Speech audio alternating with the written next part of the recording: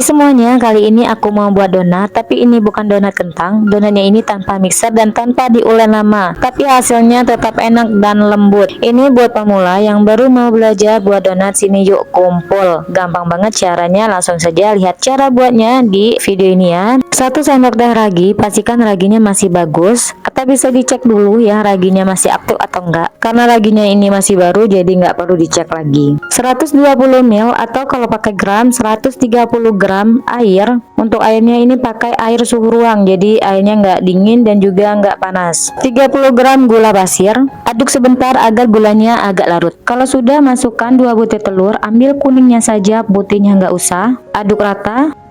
Selanjutnya masukkan 25 gram susu bubuk, aduk sebentar. 250 gram tepung terigu, bisa pakai tepung terigu protein tinggi atau pakai tepung terigu protein sedang. Kalau tepung terigu protein tinggi biasanya pakai merek Cakra Kembar. Kalau tepung terigu protein sedang itu pakai segitiga biru ya mereknya. Nah, di sini aku pakainya tepung terigu protein sedang. Kalau raginya ini masih ada sisa, cara penyimpanannya versi aku ya, dilipat-lipat terus dikaretin. Nah, disimpan di kulkas agar raginya itu tetap bagus ya, tetap bisa digunakan.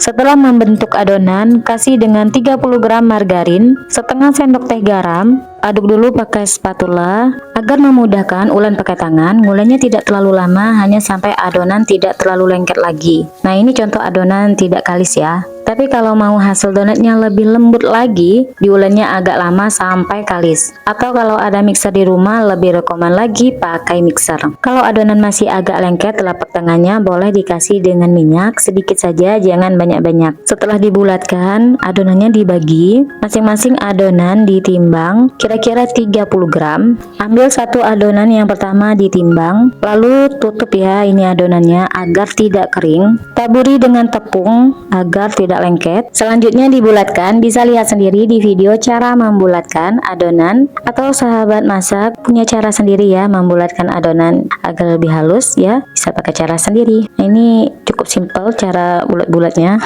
Kalau masih agak lengket, tangannya bisa dikasih dengan sedikit tepung ya, tepungnya sedikit saja, jangan terlalu banyak, atau minyak ya.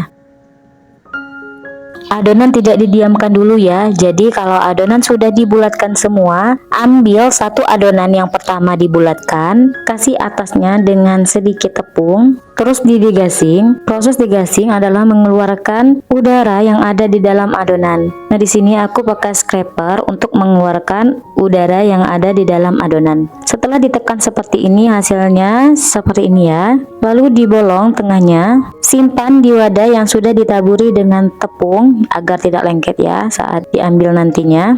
Jangan lupa adonan yang sudah didegasing juga ditutup ya agar tidak kering. Kita ulangi semua step ini sampai semua adonan habis.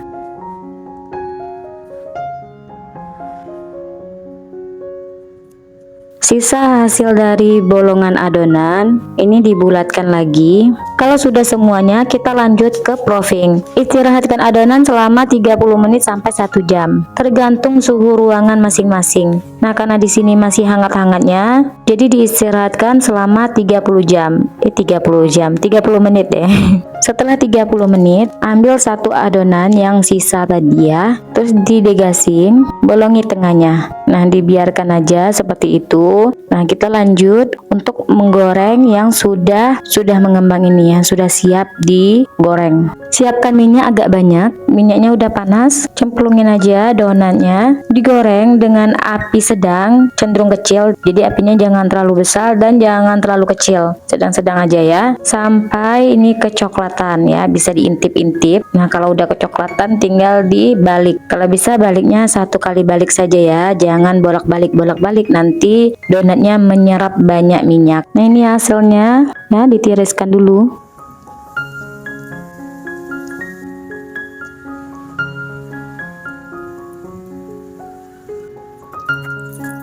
Alhamdulillah, donatnya sudah digoreng semua. Dan ini hasilnya. Yang sedang aku pegang ini hasil dari sisa bolongan adonan donat tadi. Jadi sisa bolongan donat itu jangan dibuang, sayang ya. masih bisa digoreng. Walau nggak terlalu cantik ya, tapi ya alhamdulillah ini menul-menul ya, walau tanpa mixer dan tanpa diulen lama. Apalagi ini kalau pakai mixer dan diulen lama itu sampai kalis, pasti hasilnya lebih bagus lagi. Kalau sudah dingin, donatnya dikasih dengan topping sesuai selera masing-masing, dan ini pakainya selai coklat.